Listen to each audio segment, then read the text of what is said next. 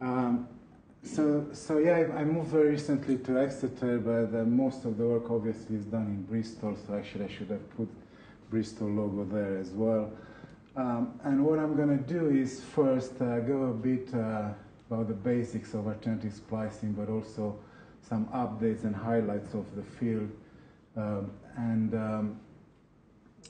Then most of the talk about what we're trying to do with modulating VEGF splicing, especially in relation to tumor angiogenesis. And hopefully, if I have time at the end, 5–10 minutes, talk about another project which relates to FGFR2 splicing. Splicing, this is really common knowledge now. Basically, DNA is transcribed in premature RNA that's form of introns and exons. Introns are spliced out, and exons, which are the coding regions, are end up in the mature transcript. Now, this is done by a big macromolecular machinery called spliceosome, which assembles the splice sites, and through two transfer esterification reactions, the introns first form a lariat and then is excised. And what is alternative splicing? It's basically the recombination of these exons in different ways to make many different mRNA transcripts and many different proteins. And this is accomplished through different ways or different modes of splicing, either, for instance, a cassette exon, where the exon is either included or excluded. Intron retention, where parts of the intron can form coding regions. 5' and 3' alternative sites, where bits of the exons can be included or excluded. And finally, mutually exclusive exons, when either one or the other exon end up in the mature transcript, but not both at the same time. And how is this regulated? So there is a complex interaction between cis and trans-acting regions. So in cis you have the splice sites, which have a weak consensus. You have other important sequences important for not only for alternative splicing, but splicing in general. And these splice factors that bind at different regions, and depending on the action on the splice side, you can have exonic splicing enhancer, intronic splicing silencer, and so on. And sure, one of the biggest questions in the field was a long time ago was, well, these consensus are very short. If you look in an intron that can have 2,000–3,000 bases or even longer, you can find tens or hundreds of these sequences. How are splice sites selected? And it's really a very complex interaction between the sequence, the tertiary RNA structure, the splice site, and what splice factors bind here that gives a unique conformation and tells the spliceosome to splice or not there. Okay, so splicing, probably many of you know, was discovered now, more than 50 years ago. And I think quite well understood in terms of the biochemistry, how proteins and RNA interact and what happens. So why is it interesting now? Why it came in the limelight in the last 10 years again? And I think because people didn't really understand what is the role in the cell physiology. Does it have a big importance or not? And for instance, questions like, we say the splice isoform give rise to different proteins, but how different are they really? So if it's just a small modulation from the initial function, maybe it's not that interesting. Or how frequent do we have this alternative splicing? If it's just in a small subset of genes, again, maybe it's not that interesting. And there's been quite a few papers in the last years, and I'd like to highlight a couple of them. For instance, one in Cell that looked basically at the interaction partners of these protein partners of these splice isoforms. So trying to look at function. And they found out that they had different interactions as if encoded by distinct genes. So splice isoforms can have very, very different functions. And also, there'll be many papers showing that more than 95% of genes are alternatively spliced in humans. These are two landmark papers using, obviously, NGS, RNA-seq. So it's really, splicing is really a big driver of proteome diversity, and we end up with these thousands of isoforms that we still don't understand what they do in physiology and disease. And obviously, they form a new space for therapies. So, speaking of therapies, there are different ways of thinking, how should we go about it, and sure, there are labs that are trying to target spliceosome components, and it makes sense because, for instance, in some syndromes like myelodysplasia, some cancers, you have these components of spliceosome frequently mutated. But obviously, these approaches will have problems with toxicity because the spliceosome is so important. And indeed, recently a trial with inhibitors of SF3B1 was stopped because of toxicity. Or go and try to correct aberrant splicing, which is the way I look about it. So basically, in a simple way, try to turn a bad to a good isoform. So if you have an isoform, a splice isoform that is associated with a disease and shown that actually triggers pathogenesis of that disease, then can we reverse it to the good counterpart and rescue the phenotype? And also, should we use splicing switches oligonucleotides, which they are great in terms of specificity, but there's still a long way to go in terms of are they good drugs or not? Or small molecule modulators, which obviously they are good drugs, but there were questions if they can be specific for splicing, and I'll come back to this later. So my lab is mostly interested in looking at splicing, these hallmarks of cancer. This is a famous slide from two cancer biologists, who basically properties of cancer cell that enables it to do the bad things that they do, like resisting cell death, inducing angiogenesis, and activating metastasis, and so on. And basically, if you look in all of these sectors, you find a lot of splice isoforms of all kinds of genes that we don't know what they do. We don't know if they are just noise or actually they have a functional importance. So what we are trying to do is to understand which splice variants, splice factors, kinases are involved in these processes, which are the most relevant functionally. Is there a coordinated regulation? And then once we find these, try to manipulate therapeutically. And the most work I'm doing is regarding VEGF splice isoform and angiogenesis. And probably you know very well angiogenesis is a big problem. The angiogenesis-related diseases is a major unmet medical need. These are just lined up diseases here that deal with too much angiogenesis, but obviously there are diseases where you have too little. So it's a great interest in this area. Sure, cancer, I don't have to say that there are about 20 million cancer patients estimated, rising to a lot more. But also proliferative eye diseases like age-related macular degeneration or diabetic retinopathy. And because diabetes is becoming an epidemic, obviously this number of these patients is increasing. So sure, there's been a lot of interest to try to manipulate angiogenesis, and the most interest is in VEGF, the vascular endothelial growth factor, because out of, I think, maybe 60 or 70 molecules that are known to be angiogenic, VEGF is by far the most important and most potent. So major player in angiogenesis, but also induces vessel permeability, cell migration, and survival.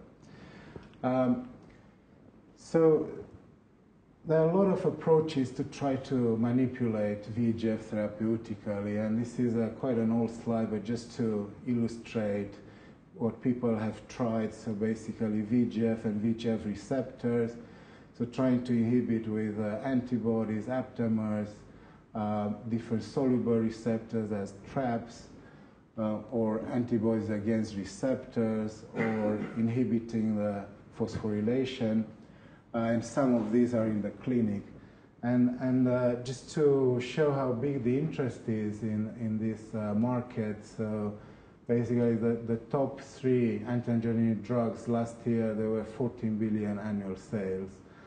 And last year there were about 150 drug companies interested in VEGF modulation. Now, probably the most famous drug so far is this Avastin or bevacizumab, which is a humanized antibody against VEGF. And everything that I've told you so far looks good, but when this drug was put in the clinic to inhibit angiogenesis, there were a lot of problems appearing. So first, it works in just a small percentage of patients. You get all kinds of side effects, there are all kinds of resistance mechanisms, and this is just one example, but it seems the same story happens with a lot of anti-angiogenic drugs. So there is a lot of interest in the field to come up with novel ways to inhibit angiogenesis, and probably we need to go back to the drawing board and see if we understand everything or not about angiogenesis and these regulators. So this is where our research comes in, looking at VEGF splicing. So VEGF has 8 exons, and depending on the inclusion and exclusion of these exons, you get different lengths of amino acids, like these numbers are numbers of amino acids, different lengths of proteins. Almost now, 15 years ago, Dave Bates and Steve Harper in Bristol, they characterized a very interesting isoform in this terminal exon. So instead of using a proximal splice site, a canonical proximal splice site, a distal splice site was used. And because of this, you basically change this C-terminal. And you don't change the number of amino acids, but you change the sequence in the last 6 amino acids. So what does this do to the protein? So basically these isoforms, they still dimerize and bind to the receptor, it seems with the same affinity, but does not activate the receptor completely. So basically it acts as a partial agonist/antagonist. And there's been many studies looking at the fact that it has anti-angiogenic function, and I'll just show a bit of data on tumor angiogenesis. So basically, if you inject IP recombinant of these so-called B isoforms, the anti-angiogenic isoforms, you get a decrease in tumor growth. And if you analyze the tumors, there is a decrease in angiogenesis. And this is true for many tumors, renal and colorectal, melanoma, prostate cancer, and so on. So it made a lot of sense to us to try to understand what regulates this VEGF splicing switch. So basically this balance of pro to anti-angiogenic isoforms, which obviously in cancers, these are increased and these are decreased, and you would want to try to do the vice versa. And there's been a series of papers along the years, and we've shown that, for instance, this anti-angiogenic isoform is under the control of this splice factor and CL-CLIC kinase, or the fact that the proximal splice site, so the canonical isoform, is controlled by SRSF1, splice factors, and this kinase SRPK1. And it was interesting that we saw that this SRPK1 was reported to be increased in different cancers. So we thought, what if we knock down this kinase? Can we obtain a switch in these isoforms? And this is basically the system I'm working. Most interest is in prostate cancer, and these are PC3 cells, prostate cancer cells. So when we knock down SRPK1, these are just some controls, but here, if you look at VEGF, you basically change the splicing and increase this B isoform and also the level of protein. You can see a specific B antibody, you increase this isoform, you don't increase the main isoform. And also if we put these cells with a stable knockdown in mice, we can see there is definitely a decrease in tumor growth. We take out these tumors and analyze angiogenesis by doing microvessel density. So there is a decrease in microvessel density in the tumors. But sure, the problem is this SRPK1 has many substrates, not only SRSF1, and SRSF1 has many substrates, not only VEGF. So is this decrease in tumor growth, and is it really due to these switching isoforms, or is just an association that happens and the effect is somewhere else? So what I wanted to do is to do this type of rescue experiments where we have knockdown of SRPK1 and we put back VEGF. So then if the decrease in tumor growth is due to angiogenesis and VEGF, then you should rescue the growth. But if it's due to something else, maybe you just partially rescue or don't rescue at all, okay? So when we did the experiment, we saw that basically, so these are the control tumors. And when you knock down SRPK1, you get a decrease in tumor growth. When you put VEGF in the control tumors, obviously they will grow faster because you boost angiogenesis, but also when you put VEGF back in these tumors with SRPK1 knockdown, you increase the tumor growth. So you rescue the experiment. So at least in this system, we think most of what SRPK1 knockdown does is affect angiogenesis and VEGF. So what happens in humans is this in prostate cancer, is this also increased? And indeed we looked at 110 patients with SRPK1 staining and so radical prostatectomies, and there is a very clear increase in SRPK1 levels.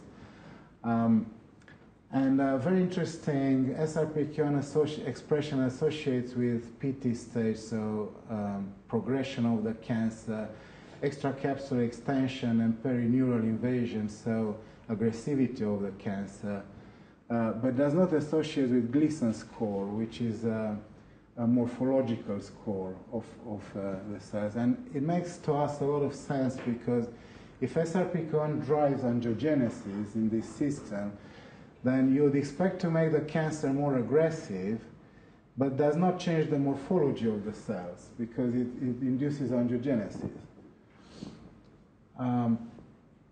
So all good. It seems this SRPK1 was a really good target. So can we actually have small molecules inhibitors that work on this kinase? And we started initially with two. This Serpin 340 was made by Hagiwara in Japan, who was looking at actually HIV viruses, a different project.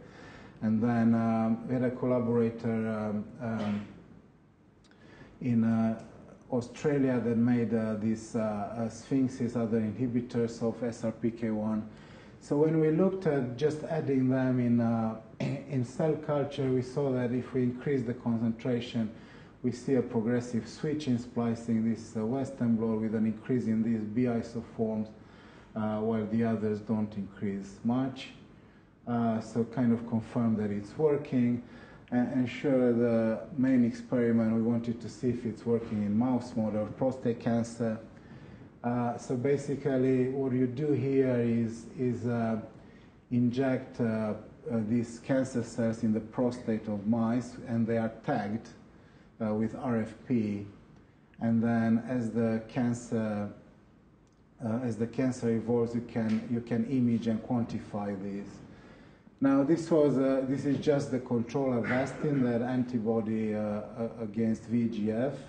The sim obviously is working as well, which is in the clinic. And this is our small molecule Sphinx that was given 3 times per week intraperitoneal. And now all this work is actually developed. Hopefully, it will end up as drugs by this company, Exonate. Okay, so far I've shown you we tried to dissect all this regulation and come up with ideas of molecules. But can we actually do a screen for new regulator of this VEGF splicing? And this is where I use these splicing sensitive fluorescent reporters. It's something that I worked with and developed in Mariano's lab at Duke University. So the idea, probably some of you know from Emanuel's work, is that let's say you have 3 cell lines.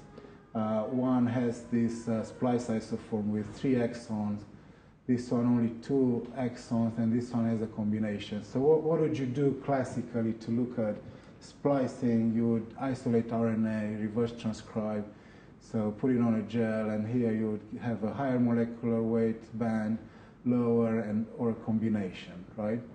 So the idea was, can we actually have a novel method where you, for instance, in this case, you get GFP, in this case, RFP, and here you get both colors. And there are many advantages. One of them, you can easily see that you know splicing of each single cell, while here is an average of the cells in the sample. So we've worked with several designs during different years, and this is one of the designs that initially was on a backbone from Tom Cooper's lab in Texas. And we used it for VEGF. So basically, you have an artificial exon and then relevant parts from the VEGF gene, so the terminal exon and intron 7. And then RFP and GFP, one after the other, but they are out of frame. And if you splice like proximal splice side, which is pro-angiogenic isoform, you get RFP and you get a stop codon. If you splice distal here, then basically you get a shift in a reading frame, RFP +1, and a fusion with GFP. So basically for pro-angiogenic VEGF, you get RFP, anti-angiogenic GFP. So, and before going to screens, we obviously wanted to validate this reporter, and we did a lot of validation. I don't have time to show everything, but just for instance, going back to these inhibitors, so basically that inhibit SRPK1 and you shift splicing from pro-angiogenic to anti-angiogenic. So then, what would you predict if you put on the reporter cells these inhibitors? If you look at splicing ratio of RFP to GFP, you should have a decrease in this ratio, while expression shouldn't change too much.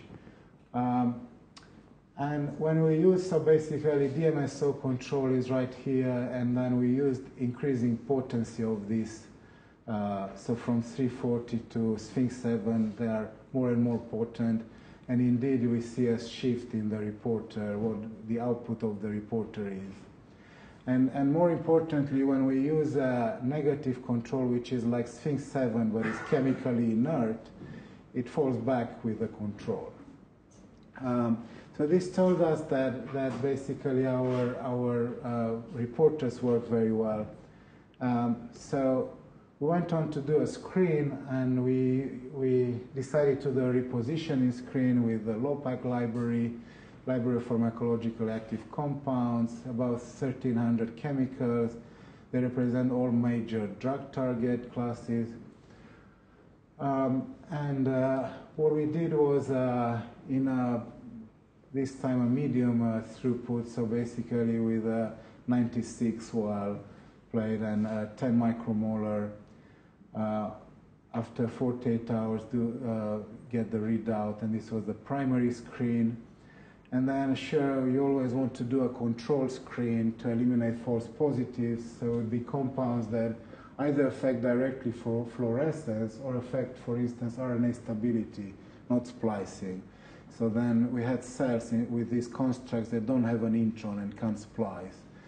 And also, it's a good idea to always do a secondary screen, changing the method of your readout. So we did with fax instead of, this was just simple plate reader. So we ended up with 9 hit lists, 9 compounds on the hit list, and we started validating. Obviously, initially you want to look at changing splicing, and it's very clear some of them definitely change VEGF splicing. And then on a Western blot, you increase these B isoforms. And sure, then we wanted to check if they are anti-angiogenic. That was the goal of the screen. And we used several assays.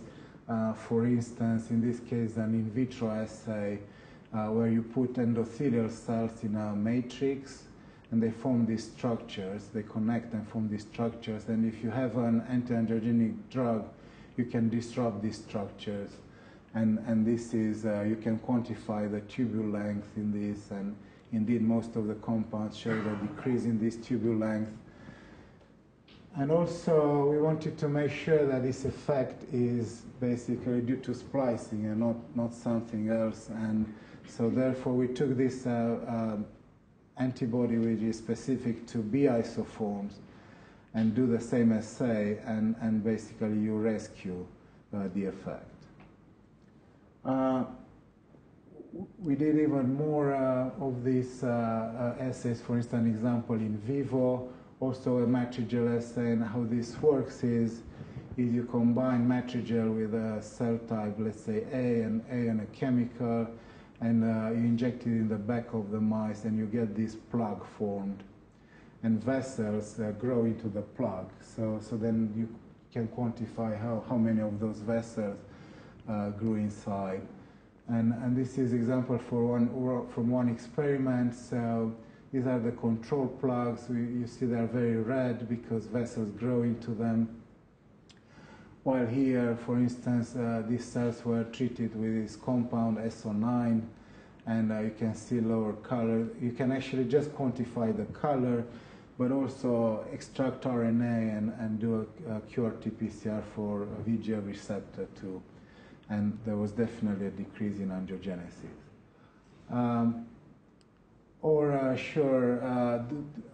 Can we show they have anti-tumoral effects? There are many ways to do these experiments, and this is an example where we actually just pre-treated the cells with this compound and then put in matrigel tumor cells and then harvested the tumors after 15 days. So there's definitely anti-tumor effect. So what we are doing now and where we are going is trying to understand what these compounds have in common. So we know a few things about these compounds, and we are trying to see what the signaling pathways are, and do they have something in common. We might find common regulators. And sure, there are examples in which, in these repositioning screens, in which the effect was not due to known signaling, was novel signaling, so we have to keep that in mind. But this is where we go right now. So what else have we done with this VEGF reporter is also make a transgenic mouse. So basically inserted this reporter in a targeting vector and inserted in the ROSA26 locus in mice, which is ubiquitously expressed. And these are some examples of the initial screen also. Basically, we should be able to look at splicing in every single cell in the mouse. These are examples, for instance, from the eye, where the pro-angiogenic RFP isoform seems to be expressed everywhere, while anti-angiogenic only in this layer. And this is kind of a confirmation that it works, because in this layer you have these retinal pigmented epithelial cells, and we've done experiments before on these cells and show that they have high levels of B isoforms. Or a couple of other examples, for instance, in skeletal muscle, there is a group in Boston that showed that these B isoforms are highly present in muscle, and indeed we get very high signal of GFP there.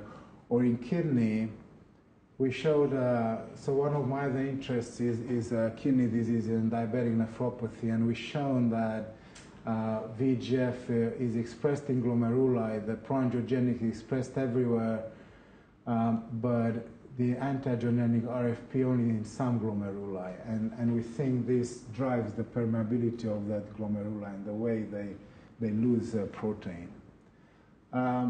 So what we want to do, so this is quite recently in my lab, and what we want to do with these mice is basically give these compounds and try to see how we affect splicing in theoretically every cell in that organism. So one is to have a therapeutic effect, and the second thing is how much side effects we can have, right? Okay, so I guess hopefully I'll have time for going into this other project. So basically this is looking at alternative splicing control of epithelial mesenchymal transitions. So these are basically transitions of epithelial cells which are polarized, and they sit on a membrane. They have these junctions to mesenchymal phenotypes, which basically are independent and moving around, and they basically change a lot of expression of their genes and markers. And these were initially characterized in embryogenesis, where you need these structures, these cells to move around and form structures. So you have mesenchymal cells, and then they move and form structures, epithelial structures. But the program is shut down in adult life, and now it's known that it's reactivated in fibrosis, type 2 EMT, and also in cancer metastasis, type 3 EMT.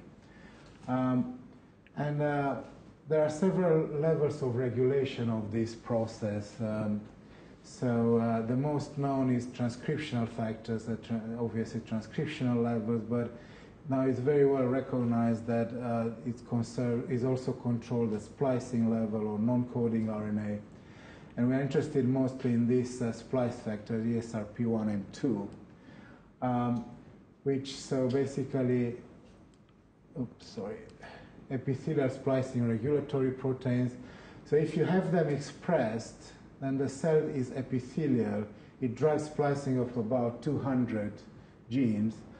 And if you knock them down, then splicing of the gene is changed, and you form a mesenchymal type of cell. So the first question we wanted to look at is, there are so many redundant systems in this EMT, right? You have transcriptional regulation, micro, and so on. So are these splice factors really important? And we wanted to look in vivo. So if you knock down ESRPs, so again, prostate cancer, we took epithelial cell line, LNCAP. So these tumors barely grow, basically. But when you knock down ESRP, they start flourishing. And the reverse experiment, where you take a mesenchymal cell line like PC3, and you overexpress ESRP1 and 2, and you decrease tumor growth. So this told us that ESRPs are definitely behave as tumor suppressors. It makes a lot of sense to try to find things that regulate these processes. So what we use here is again gene FGFR2, which has an interesting property. It has these alternative exons 3B and 3C. So exon 3B is also always present in epithelial cells and 3C in mesenchymal cells.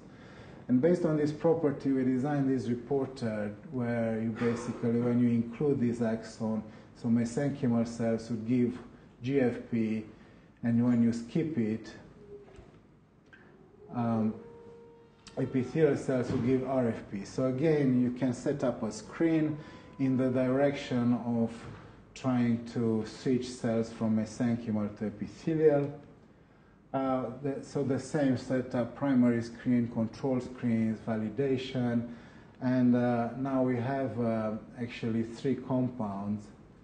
So initially we wanted we looked at icadherin expression by Western blot, and we kind of see that we increase it, but it was not very convincing.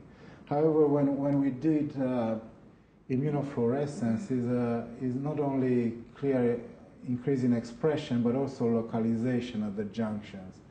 So these cells definitely start expressing more epithelial markers. It's just a positive control. And also interesting, these chemicals that we show that they modulate EMT, they have different properties on cell growth. So one of them does not affect at all cell growth, and one of them is killing them, but one slows them down. But also all 3 of them actually decrease migration. So we want to go with this now into mice and see if they have anti-tumor properties. And also, like with the other compounds, we are trying to understand what their signaling is and what do they have in common. And are interesting because they are some of them are calcium channel antagonists and some opioid antagonists. You don't think of anti-tumor activity for these receptors. Okay, so I'm going to finish with 2 slides just about basically, I think that there is a new little field in splicing, which is development of these small molecule splicing modulators. And one of the issues that we were always asked at meetings with cancer biologists, for instance, that how can you can't really manipulate specifically splicing, and we kept saying from the splicing people that for sure you can, because every splice site is unique. Remember what I was saying about that tertiary RNA structure and splice factors that are attracted at each splice site that gives a unique conformation. But people don't believe you until they see experiments, and there's been 2 big screens for another disease, SMA, by Roche and Novartis with big libraries. And what they did, they showed that actually when they looked how many of these compounds that affect splicing of their gene, how many affect other splice sites by doing RNA-seq, they show that less than other 10 splice sites are affected. And one of the compounds was actually, they found that it integrates between RNA and the splice factor, and that's how it does its job. So I really think if you have a big enough library, you can find specific compounds that either modulate signaling to splice factors or modulates protein-protein interaction at splice sites, or splice factor RNA interaction, or even tertiary RNA structures. And with this, I need to acknowledge the people who did the work. So I think I was a PhD student in my lab, and she's now in medical school. We worked on the SRPK1 story, and Eleanor was a PhD student with a VEGF screen, and Max Stevens, a PhD student who stayed now as a postdoc in my lab. And Li Ling is another PhD student that does the FGFR2 screening, and other people involved, collaborators, especially, by the way, Mike Ladumi, that some of you know. And many thanks for your attention.